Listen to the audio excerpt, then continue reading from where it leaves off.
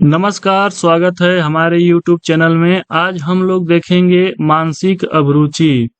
तो मानसिक अभिरुचि में अगला चैप्टर है चैप्टर नंबर 3, कानून और शांति व्यवस्था। तो यह वीडियो यूपी पुलिस कांस्टेबल के लिए वेरी इंपॉर्टेंट है। तो प्लीज वीडियो को लाइक करें और चैनल को सब्सक्राइब करें। तो सबसे पहले हम लोग देखेंगे इसके थ्योरी पार्ट को।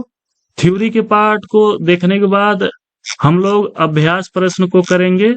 जैसे अभ्यास प्रश्न में इस तरह के प्रश्न को लेंगे। ये टोटल 20 क्वेश्चन है। इसको एक बार अच्छी तरीके से हम लोग देख लेंगे। तो सबसे पहले हम लोग देखते हैं कानून एवं शांति व्यवस्था के महत्वपूर्ण तथ्य के बारे में। तो सबसे पहला तथ्य, किसी भी राष्ट्र, राज्य, नगर अथवा क्षेत्र में शांति बनाए रखना, अपराधों को कम करना और नागरिकों को सुरक्षा प्रदान करना कानून एवं व्यवस्था का मुख्य अंग है। तो अगला देखते हैं अनुच्छेद 246 क्या कहता है। पुलिस व्यवस्था की जिम्मेदारी राज्यों की है। राज्य सरकारें ही पुलिस व्यवस्था से संबंधित कानून एवं नियम बनाती है। अगला महत्वपूर्ण बिंदु है, भारत में केंद्र सरकार एवं राज्य सरकारें आपसी सहयोग के माध्यम से शांति बहाली हेतु कार्य करते हैं। अगला इम्पोर्टेंट है, कानून एवं शांति व्यवस्था बनाए रखने संबंधी कुछ प्रावधान। तो क्या क्या प्रावधान है इसके बारे में हम लोग देखेंगे। तो सबसे पहले हम लोग देखेंगे पुलिस अधिनियम धारा 17 क्या कहता है। तो यह कहता है कि जब यह लगे कि कोई विधि विरुद्ध जमाव बलपूर्वक हो अथवा शांति नष्ट हुई हो अथवा युक्तियुक्त रूप से ऐसा होने का संदेह हो और उक्त स्थान पर निवासियों के संरक्षण और संपत्ति की सुरक्षा हेतु पर्याप्त पुलिस बल मौजूद न हो, तब निकटतम मजिस्ट्रेट से विशेष पुलिस अधिकारियों की उस क्षेत्र में नियुक्ति के संबंध में आदेश करने की प्रार्थना की जा सकेगी। मजिस्ट्रेट से ऐसा आवेदन किए जाने पर मजिस्ट्रेट जब तक कि इसके प्रतिकूल वजह दिखाई न दे आवेदन का अनुवर्तन करेगा। अगला है दंड प्रक्रिया संहिता धारा 129। तो यह क्या कहता है, कोई कार्यपालिका मजिस्ट्रेट अथवा थाना प्रभारी अथवा थाना के भार साधक अधिकारी की गैर मौजूदगी में उप निरीक्षक की पंक्ति से अनिम्न कोई पुलिस अधिकारी किसी विधि विरुद्ध जमाव को अथवा 5 या इससे ज्यादा लोगों के किसी ऐसे जमाव को जिससे लोक शांति विक्षुब्ध होने की आशंका हो, तो वह तितर बितर होने का समादेश दे सकता है। जमाव में शामिल सभी लोगों को यह कर्तव्य होगा कि वे समादेश के अनुसार तितर बितर हो जाएं।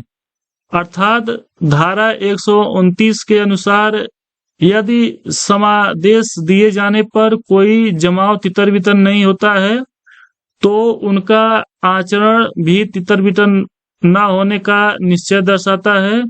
तो उपधारा 1 में निर्दिष्ट कोई कार्यपालक मजिस्ट्रेट या पुलिस अधिकारी उस जमाव को बल द्वारा तितर बितर करने की कार्रवाई कर सकता है। अगला है दंड प्रक्रिया संहिता धारा 130। तो आइए देखते हैं क्या कहता है। यदि कोई जमाव तितर बितर ना किया जा रहा हो और लोक शांति के लिए यह आवश्यक हो कि उसको तितर बितर किया जाए, तो कोई मजिस्ट्रेट जो हाजिर हो सशस्त्र बल के द्वारा इसे तितर बितर करा सकता है। ऐसा मजिस्ट्रेट नेतृत्व कर रहे अधिकारी से यह अपेक्षा कर सकता है कि वह अपने समादेशाधीन सशस्त्र बल की सहायता से जमाव को तितर बितर कर दे और उसमें शामिल ऐसे लोगों को जिनके विषय में मजिस्ट्रेट निर्देश दें या जिन्हें जमाव को तितर बितर करने या विधि अनुसार दंड देने हेतु गिरफ्तार एवं परिरुद्ध करना आवश्यक है। गिरफ्तार अथवा परिरुद्ध करें। अगला महत्वपूर्ण बिंदु है सशस्त्र बल का प्रत्येक अधिकारी बल प्रयोग के संबंध में केवल इतने ही बल का प्रयोग करेगा जैसे कि शरीर और संपत्ति को केवल इतनी ही क्षति पहुंचाएगा जितनी उस जमाव को तितर बितर करने और ऐसे लोगों को गिरफ्तार और निरुद्ध करने के लिए आवश्यक है। अब आइए अब अभ्यास प्रश्न को करते हैं हम लोग। तो सबसे पहला क्वेश्चन लेते हैं। आप एक पुलिस अधिकारी हैं। आपके क्षेत्र में विधि विरुद्ध जमाव बलवा अथवा शांति नष्ट होने का युक्तियुक्त संदेह है। साथ ही इस प्रकार की घटना को रोकने हेतु आपके पास पर्याप्त पुलिस बल भी मौजूद नहीं है। तो इसमें कंडीशन दिया रहता है कि आप अब क्या करेंगे। तो पहला ऑप्शन है आपके पास कि समय रहते अपना ट्रांसफर अन्यत्र करा लेना चाहिए। ऑप्शन नंबर बी है आपको वरिष्ठ अधिकारियों को सूचना देकर केवल उनके निर्देशों की प्रतीक्षा करनी चाहिए। ऑप्शन नंबर सी है निकटतम मजिस्ट्रेट से इस प्रकार का आवेदन करना चाहिए कि वह आसपास के इलाकों से आपके क्षेत्र में विशेष पुलिस अधिकारियों के रूप में बल उपलब्ध कराने संबंधी आदेश जारी करें। ऑप्शन नंबर डी है केवल अपने क्षेत्र के पुलिस बल पर ही भरोसा करना चाहिए और उन सबको साथ लेकर क्षेत्र में मार्च करना चाहिए। तो अपने मन से आप इसका एक बार आंसर दे सकते हैं। तो इसका आंसर होगा ऑप्शन नंबर सी निकटतम मजिस्ट्रेट से इस प्रकार का आवेदन करना चाहिए कि वह आसपास के इलाकों से आपके क्षेत्र में विशेष पुलिस अधिकारी के रूप में पुलिस बल उपलब्ध कराने संबंधी आदेश जारी करें। तो अब अगला क्वेश्चन देखते हैं। क्वेश्चन नंबर 2 पुलिस द्वारा विधि विरुद्ध जमाव को तितर बितर करने हेतु बल प्रयोग की दशाओं और अधिकारियों के संदर्भ में कौन सा कथन सही है। तो सबसे पहला ऑप्शन है ए है कोई भी कार्यपालक मजिस्ट्रेट अथवा थाने का भार साधक अधिकारी इस आशय का आदेश दे सकता है।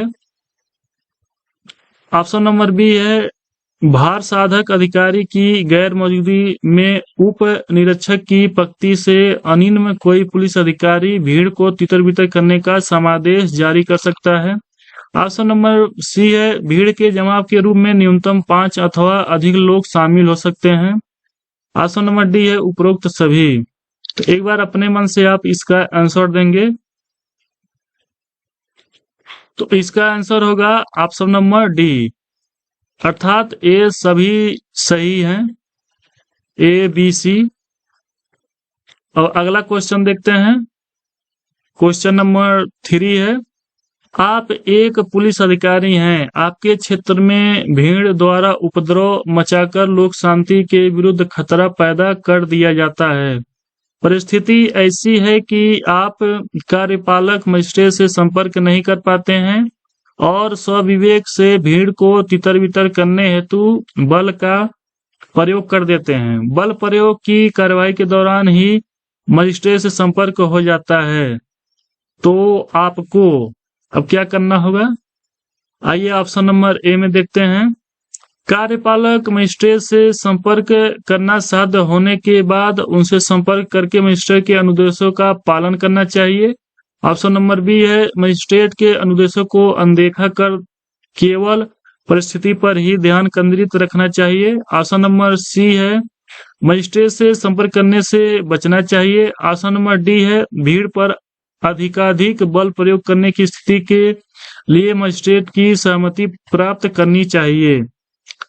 तो अपने मन से एक बार इसका आंसर आप लोग देखेंगे। तो इसका आंसर है ऑप्शन नंबर डी भीड़ पर अधिकाधिक बल प्रयोग करने की स्थिति के लिए मजिस्ट्रेट की सहमति प्राप्त करनी चाहिए। आइए अगला क्वेश्चन देखते हैं। क्वेश्चन नंबर 4 है धारा 144 के विषय में कौन सा कथन सही है। तो इसके ऑप्शन नंबर ए है चूंकि इस धारा के अधीन कार्रवाई अत्यंतिक और एकपक्षी भी हो सकती है इसलिए यह स्पष्ट किया गया है कि कार्रवाई केवल तब की जा सकती है जब आपात अचानक आया हो और उसका परिणाम पर्याप्त गंभीर हो। ऑप्शन नंबर बी है, इसके विषय में स्पष्ट किया गया है कि आवश्यकता पड़ने पर धारा 144 का न्यायिक परिनिरीक्षण भी किया जा सकता है। ऑप्शन नंबर सी है, ऐसा कोई भी साधारण प्रस्थाप्य नहीं है जो धारा 144 के प्रवर्तन की मात्रा तथा उसकी प्रभावकारिता को सुनिश्चित कर सके। ऑप्शन नंबर डी है, उपरोक्त सभी अर्थात ए बी सी सही है। तो अपने मन से इसका एक बार आंसर देंगे आप। तो इसका आंसर होगा ऑप्शन नंबर डी, उपरोक्त सभी है, ए और बी सी तीनों सही है। अगला क्वेश्चन देखते हैं। अगला क्वेश्चन है, आप एक पुलिस अधिकारी के रूप में तैनात हैं। एक स्थानीय आयोजन में उत्तेजित भीड़ द्वारा चोरी का आरोप लगाकर एक व्यक्ति को पकड़ लिया जाता है और मॉब लिंचिंग का प्रयोग किया जाता है। आपको अब क्या करना चाहिए? तो आइए इसके ऑप्शन देख लेते हैं। ऑप्शन नंबर ए है, भीड़ का साथ देते हुए आरोपी से जुर्म कबूल करवाना चाहिए। ऑप्शन नंबर बी है, निष्पक्ष न्याय एवं सुनवाई सुनिश्चित करने के लिए भीड़ से हर हाल में उस व्यक्ति को बचाना चाहिए, चाहे भीड़ को तितर बितर ही क्यों न करना पड़े। ऑप्शन नंबर सी है, जनता को न्याय करने देना चाहिए। ऑप्शन नंबर डी है, उस व्यक्ति को भीड़ से बचाकर उसे चोरी के सामान की बरामदगी करके उसे जाने देना चाहिए। तो अपने मन से आप इसका आंसर देंगे एक बार। इसका आंसर होगा ऑप्शन नंबर बी, निष्पक्ष न्याय एवं सुनवाई सुनिश्चित करने के लिए भीड़ से हर हाल में उस व्यक्ति को बचाना चाहिए, चाहे भीड़ को तितर बितर ही क्यों ना करना पड़े। आइए क्वेश्चन नंबर अगला देखते हैं, क्वेश्चन नंबर 6 को। एक पुलिस अधिकारी के रूप में आपको आगामी लोकसभा चुनाव को हिंसक रूप से बाधित करने की विश्वसनीय जानकारी प्राप्त होती है। अब आपको क्या करना होगा? इसका ऑप्शन है इस प्रकार।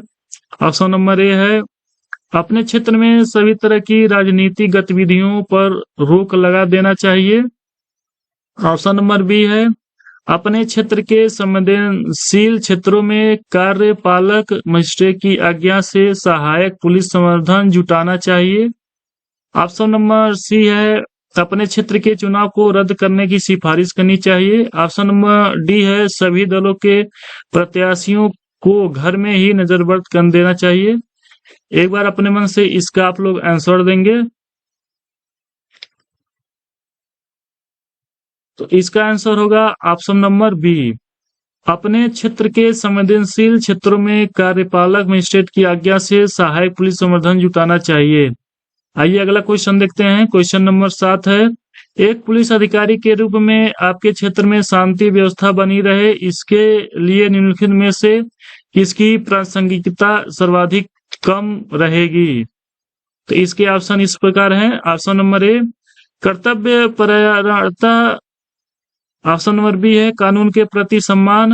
ऑप्शन नंबर सी है, जनहित की भावना। ऑप्शन नंबर डी है, व्यक्तिगत आकांक्षा। तो इसका आंसर अपने मन से आप एक बार जरूर देंगे। तो इसका आंसर होगा ऑप्शन नंबर डी, व्यक्तिगत आकांक्षा। अगला क्वेश्चन है क्वेश्चन नंबर 8, एक पुलिस अधिकारी के रूप में आपकी एक थाने में तैनाती के दौरान आपको सोशल मीडिया निगरानी से निषेधाज्ञाओं का उल्लंघन करते हुए एक उग्र धार्मिक रैली की योजना का पता चलता है। तो अब आप इसको क्या करेंगे? तो इसके ऑप्शन इस प्रकार हैं। ऑप्शन नंबर ए, अपने क्षेत्र की इंटरनेट सेवाओं के अस्थायी निलंबन का अनुरोध करना चाहिए। ऑप्शन नंबर बी है, सभी प्रवेश द्वारों पर पुलिस बलों को तैनात करना चाहिए। ऑप्शन नंबर सी है, निषेधाज्ञाओं को अथवा आदेश प्रतिबंधों को समझाने के लिए आयोजकों को बाध्य करना चाहिए। ऑप्शन नंबर डी है, सोशल मीडिया द्वारा प्रचार करने के लिए अकाउंट ऑनर्स को गिरफ्तार कर लेना चाहिए। तो एक बार इसका आंसर अपने मन से आप लोग देंगे। तो इसका आंसर होगा ऑप्शन नंबर सी, निषेधाज्ञाओं को अथवा आदेश प्रतिबंधों को समझाने के लिए आयोजकों को बाध्य करना चाहिए। अगला क्वेश्चन है क्वेश्चन नंबर 9। आप एक पुलिस अधिकारी के रूप में तैनात हैं। आपको क्षेत्र के प्रमुख श्रमिक संघ द्वारा एक मल्टीनेशनल कंपनी के साथ न रहे वेतन संबंधी विवाद के चलते आवश्यक सेवाएं बंद करने की धमकी दी जाती है। तो अब आप इसमें क्या करेंगे? तो इसके ऑप्शन इस प्रकार हैं। ऑप्शन नंबर ए, श्रमिक संघ के नेता को अवैध हड़ताल के लिए उकसाने की कार्रवाई करने हेतु हिरासत में लेना चाहिए। ऑप्शन नंबर बी है, सभी हितधारकों के मध्य विवाद समाधान संवाद स्थापित करने हेतु सहायता करनी चाहिए। ऑप्शन नंबर सी है, महत्वपूर्ण सेवाओं के निर्बाध प्रवाह हेतु बल प्रयोग के लिए अतिरिक्त बल की व्यवस्था करना चाहिए। ऑप्शन नंबर डी है, कंपनी पर श्रमिक संघों का शोषण करने हेतु जुर्माना और शुल्क लगाना चाहिए। तो इसका आंसर अपने मन से एक बार जरूर आप देंगे। तो इसका आंसर होगा ऑप्शन नंबर बी, सभी हितधारकों के मध्य विवाद समाधान संवाद स्थापित करने हेतु सहायता करनी चाहिए। अगला क्वेश्चन है क्वेश्चन नंबर 10। लोक शांति हेतु महत्वपूर्ण घटकों की पहचान कर रहे विकल्प का चयन करें। तो विकल्प इस प्रकार हैं। ऑप्शन नंबर ए है आपसी सद्भाव। ऑप्शन नंबर बी है धार्मिक सहिष्णुता। ऑप्शन नंबर सी है संविधान के प्रति निष्ठा। ऑप्शन नंबर डी है उपरोक्त सभी। तो एक बार इसका आंसर आप लोग देंगे। तो इसका आंसर होगा ऑप्शन नंबर डी, आपसी सद्भाव धार्मिक सहिष्णुता। ऑप्शन नंबर सी है संविधान के प्रति निष्ठा। ये तीनों सही है। अगला क्वेश्चन है क्वेश्चन नंबर 11। आप एक पुलिस अधिकारी के रूप में तैनात हैं। एक विश्वविद्यालय परिसर में छात्र राजनीतिक गुटों के बीच में हिंसक झड़पें शुरू हो गई हैं। इनमें से एक गुट को सत्तासीन पार्टी का समर्थन प्राप्त है। प्रभारी अधिकारी के रूप में आपका कार्य क्या होगा? तो इसके विकल्प इस प्रकार हैं। ऑप्शन नंबर ए, मध्यस्थता प्रयास हेतु सत्तासीन पार्टी के विधायकों को बुलाने का आग्रह करना चाहिए। ऑप्शन नंबर बी है, सार्वजनिक व्यवस्था भंग करने के लिए भड़काने वाले सभी छात्र नेताओं को गिरफ्तार करना चाहिए। ऑप्शन नंबर सी है, तत्काल प्रभाव से उपद्रवियों को रोकने के लिए यदि आवश्यक हो तो बल का भी प्रयोग निसंकोच करना चाहिए। ऑप्शन नंबर डी है, संपूर्ण विश्वविद्यालय परिसर में धारा 144 लागू कर देना चाहिए। तो एक बार इसका आंसर अपने मन से आप लोग देंगे। तो इसका आंसर होगा ऑप्शन नंबर सी, तत्काल प्रभाव से उपद्रवियों को रोकने के लिए यदि आवश्यक हो तो बल का भी प्रयोग निसंकोच करना चाहिए। अगला क्वेश्चन है क्वेश्चन नंबर 12। आप एक पुलिस अधिकारी के रूप में तैनात हैं। आपके क्षेत्राधिकार अंतर्गत एक रिहायशी कॉलोनी के दो समुदायों के मध्य एक मूर्ति का प्राण प्रतिष्ठा को लेकर तनाव अपने चरम पर है। तब इसमें आप क्या करेंगे? तो इसमें विकल्प इस प्रकार हैं। ऑप्शन नंबर ए है, अपने धर्म के अनुसार आचरण करते हुए अपने समुदाय के लोगों को सुरक्षा देनी चाहिए। ऑप्शन नंबर बी है, दोनों समुदायों के नेतृत्वकर्ताओं को चिन्हित कर गिरफ्तार कर लेना चाहिए। ऑप्शन नंबर सी है, दोनों समुदायों के मध्य मध्यस्थता के माध्यम से तार्किक संवाद कायम करना चाहिए जहां अन्य लोगों के विचारों को भी सुना जाए। ऑप्शन नंबर डी है, पुलिस बल की सहायता से कॉलोनी के लोगों को कानून के अनुपालन के लिए मजबूर करना चाहिए। तो इसका आंसर आप लोग अपने मन से एक बार जरूर देंगे।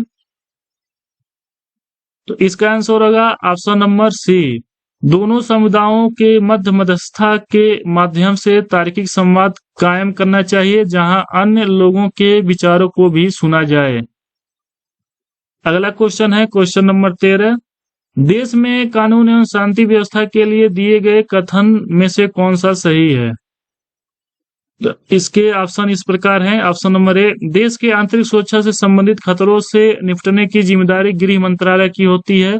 ऑप्शन नंबर बी है, कानूनों के क्रियान्वयन हेतु देश की पुलिस व्यवस्था सबसे बड़ी जवाबदेह संस्था है। ऑप्शन नंबर सी है भारतीय संविधान के अनुच्छेद 246 के तहत पुलिस व्यवस्था की जिम्मेदारी राज्यों की है। राज्य सरकारें ही पुलिस व्यवस्था के संबंध में कानून बनाती है। ऑप्शन नंबर डी है उपरोक्त सभी। तो इसका आंसर अपने मन से एक बार आप लोग जरूर देंगे। तो इसका आंसर होगा ऑप्शन नंबर डी उपरोक्त सभी, अर्थात ए बी सी तीनों सही है। अगला क्वेश्चन है क्वेश्चन नंबर 14।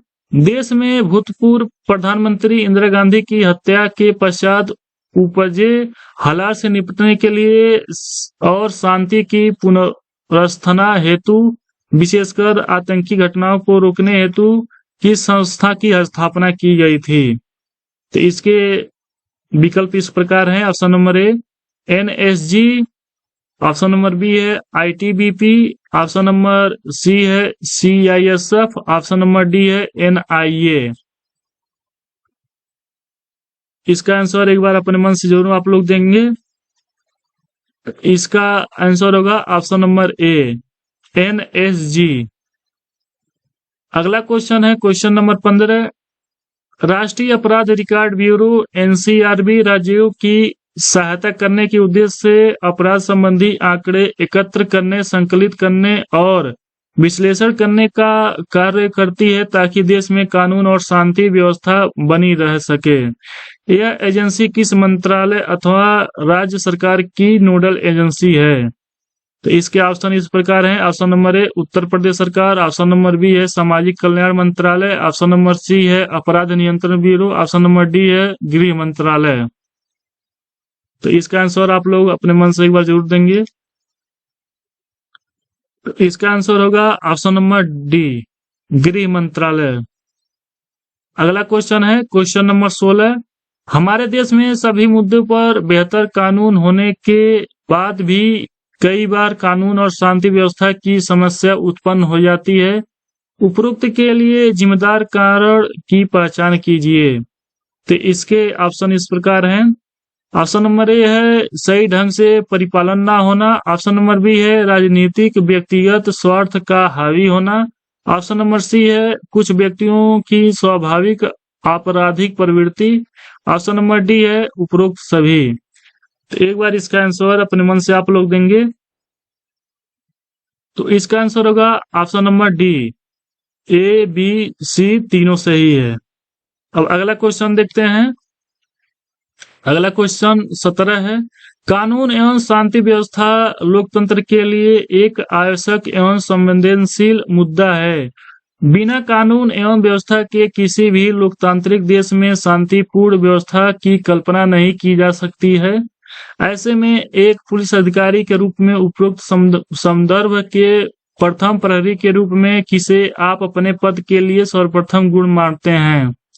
तो इसके ऑप्शन इस प्रकार हैं। ऑप्शन नंबर ए है संविधान के प्रति निष्ठा, ऑप्शन नंबर बी है सत्यवादिता, ऑप्शन नंबर सी है ईमानदारी, ऑप्शन नंबर डी है साहस। तो इसका आंसर अपने मन से आप लोग एक बार जरूर देंगे। तो इसका आंसर है ऑप्शन नंबर ए संविधान के प्रति निष्ठा। अगला क्वेश्चन है क्वेश्चन नंबर 18। एक बहुधर्मी और बहुभाषी क्षेत्र के पुलिस स्टेशन प्रभारी होने के नाते शांति व्यवस्था की बहाली के लिए आपको क्या करते रहना चाहिए? तो इसके विकल्प इस प्रकार हैं। ऑप्शन नंबर ए है सभी धर्मों के प्रमुख व्यक्तियों से संरचनात्मक संवाद, ऑप्शन नंबर बी है समय समय पर निरोधक गिरफ्तारियां, ऑप्शन नंबर सी है सभी धर्मों के जुलूसों पर बिना भेदभाव प्रतिबंध, ऑप्शन नंबर डी है सभी धर्मों और भाषाओं के संपर्क अभियानों का नेतृत्व। तो इसका आंसर आप लोग अपने मन से एक बार जरूर देंगे। तो इसका आंसर होगा ऑप्शन नंबर ए सभी धर्मों के प्रमुख व्यक्तियों से संरचनात्मक संवाद। अगला क्वेश्चन है क्वेश्चन नंबर 19। आप एक पुलिस अधिकारी के रूप में तैनात हैं। एक विशेष अभियान जो केंद्र सरकार की एक योजना के घटक के रूप में आपके क्षेत्र में संचालित किया जा रहा है के प्रति लोगों में आक्रोश देखने को मिलता है। बढ़ते आक्रोश से शांति भंग की पर्याप्त आशंका है। तब इसमें आपका कार्य क्या होगा? तो आइए विकल्प के अनुसार देखते हैं। विकल्प ए है तत्काल केंद्र सरकार को इस आशय की सूचना भेजकर अभियान को रोक देने की सिफारिश करनी चाहिए। ऑप्शन नंबर बी है लोगों को दमनात्मक कार्रवाई के जरिए अभियान को बाधित करने से रोकना चाहिए। ऑप्शन नंबर सी है क्षेत्र के लोगों से सार्थक संवाद स्थापित करने यथाशक्ति योजना की जानकारी देते हुए शांति की अपील करना चाहिए। साथ ही इस प्रकरण की सूचना वरिष्ठ अधिकारियों को भी अविलंब भेजनी चाहिए। ऑप्शन नंबर डी है क्षेत्र के लोगों की संवेदना को ध्यान में रखते हुए उन्हें नेतृत्व प्रदान करनी चाहिए। तो इसका आंसर अपने मन से आप एक बार जरूर देंगे।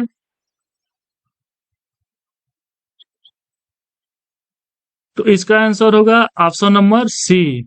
क्षेत्र के लोगों से सार्थक संवाद स्थापित कर यथाशक्ति योजना की जानकारी देते हुए शांति की अपील करनी चाहिए। साथ ही इस प्रकरण की सूचना वरिष्ठ अधिकारियों को भी अविलंब भेजनी चाहिए। अगला क्वेश्चन है क्वेश्चन नंबर 20। देश में शांति व्यवस्था के लिए खतरे के लिए कौन सा तत्व सर्वाधिक कम उत्तरदायी है? तो इसके ऑप्शन इस प्रकार हैं। ऑप्शन नंबर ए है आतंकवाद एवं नक्सलवाद। ऑप्शन नंबर बी है धार्मिक वैमनस्य की भावना। ऑप्शन नंबर सी है अधिकाधिक लोगों का विदेश पलायन। ऑप्शन नंबर डी है विभिन्न राजनीतिक गुटबंदियां। तो इसका आंसर अपने मन से आप लोग एक बार जरूर देंगे। तो इसका आंसर होगा ऑप्शन नंबर सी, अधिकाधिक लोगों का विदेश पलायन। तो इस वीडियो में बस इतना ही। प्लीज वीडियो को लाइक करें और चैनल को सब्सक्राइब करें, क्योंकि वीडियो बनाने में बहुत मेहनत लगता है और वीडियो को आप लोग लाइक करेंगे तो हमको भी मोटिवेशन मिलता रहेगा। और अगर इसका पीडीएफ आपको चाहिए तो कमेंट करें। कमेंट करेंगे तो मैं डिस्क्रिप्शन बॉक्स में इसका पीडीएफ दे दूंगा। धन्यवाद।